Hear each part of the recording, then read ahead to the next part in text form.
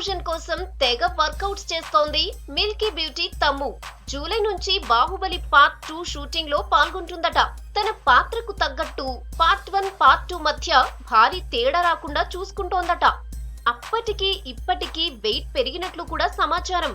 తగ్గడంతో పాటు బాహుబలి పాత్రకు తగ్గట్టుగా మారడం కోసం జిమ్ కు కూడా వెళ్తోందట.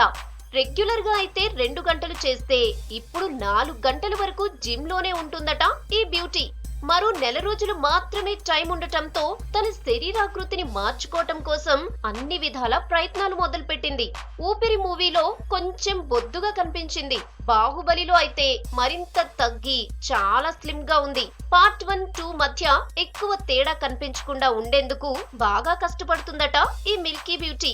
ఇక మూవీలోనే చూడాలి తను చేసిన కసరత్తులు ఎంతవరకు వర్కౌట్ అయ్యాయో.